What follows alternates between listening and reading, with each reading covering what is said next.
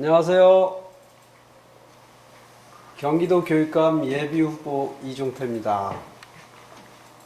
시청자 여러분, 그리고 경기도 학부모 여러분, 저 이종태는 그동안 교육 분야에서 한 40여 년 활동을 해왔습니다. 교수, 연구자, 그리고 정책 개발자, 대한교육 전문가, 또 교육 시민운동 실천가, 이런 다양한 삶을 살아왔습니다.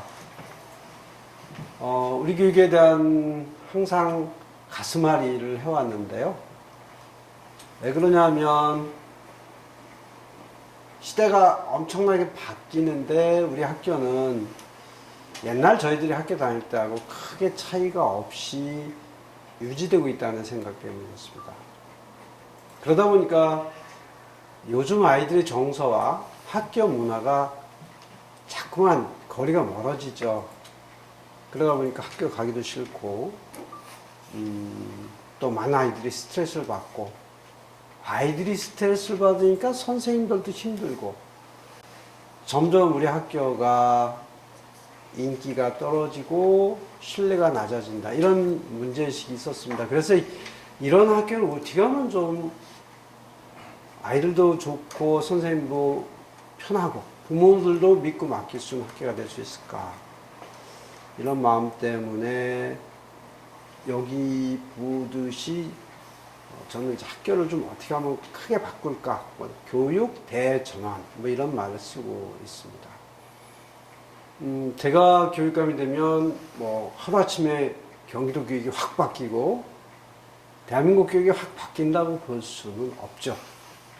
그러나 정말 이 교육이 왜 문제고 어떻게 하면 바뀔 수 있는가에 대한 확고한 철학과 신념을 가지고 있는 사람이 교육감이 되면 좀 훨씬 변화가 빨라지지 않을까, 이런 생각을 하고, 감히 저는 시청자 여러분, 그리고 경기도민 학부모 여러분께 저를 알아주십사, 그리고 지지해 주십사 하는 부탁을 간곡한 말씀과 함께 드립니다.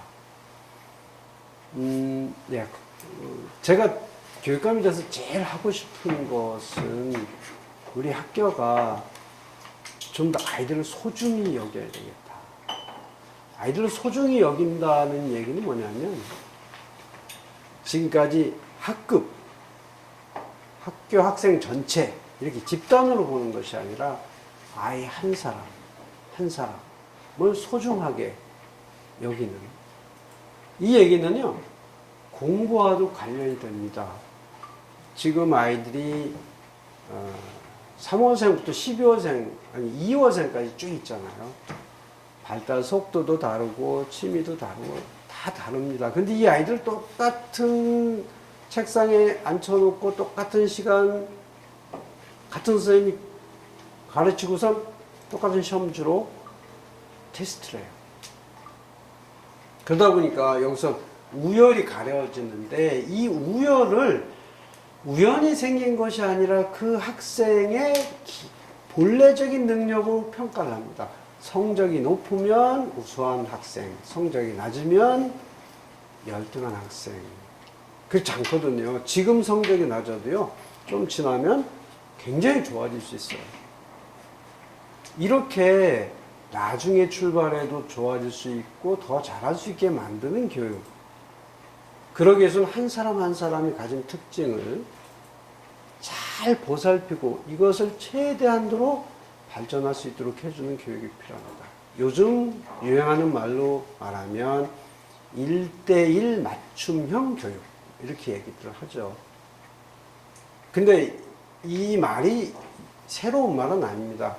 여러 해 전부터 이런 교육을 해야 된다는 얘기는 있었는데, 우리 학교 실정이 참 어렵습니다.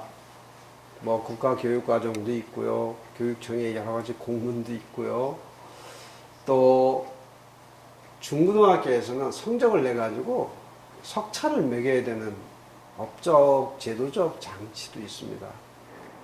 이 속에서 정말 1:1 맞춤형 교육을 한다는 건 쉽지가 않죠.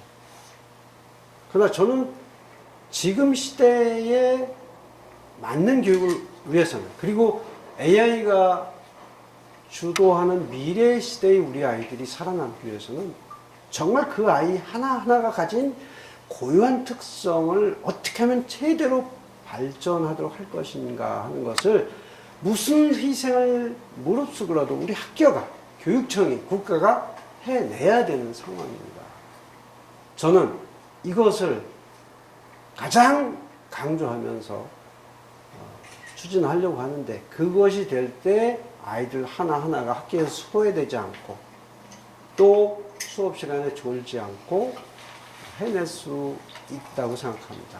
이런 점에서 이제 우리 선생님들과도 대화하고 부모님들과도 대화하고 이 사회의 다양한 교육 여건을 엮어서 아이들이 학교를 가나 집에 있으나 사회에 나가서 다양한 활동을 하거나 그 속에서 배우는 것들이 피가 되고 살이 돼서 그 아이의 성장으로 이어질 수 있도록 하는, 말하자면 학교와 교실이 교육 현장의 다가 아니라 아이들이 살아가는 모든 일상의 공간이 바로 교육의 공간이 될수록 할 필요가 있다.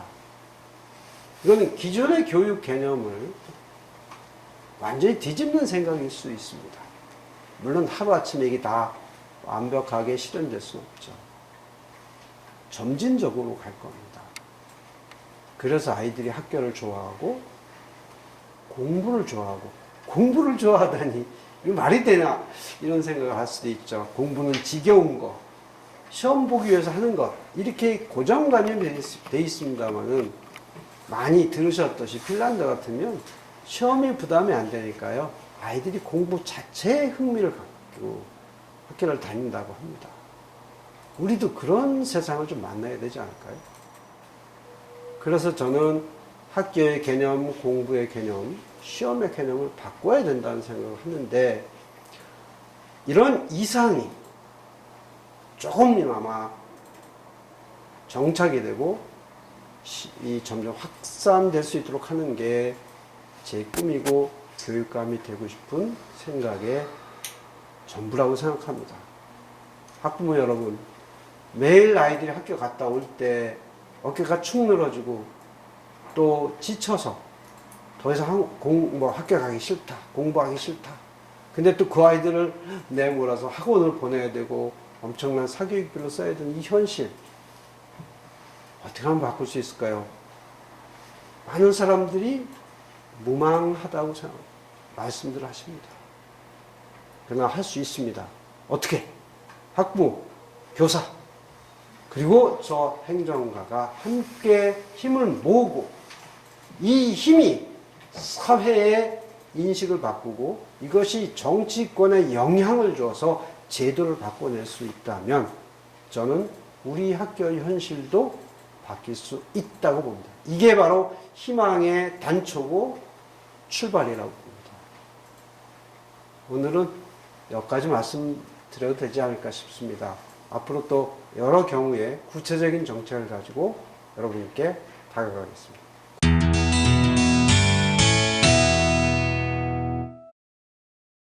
예, 경기도민 여러분, 그리고 학부모 여러분, 지금 3년째로 접어든 코로나 정말 힘드시죠?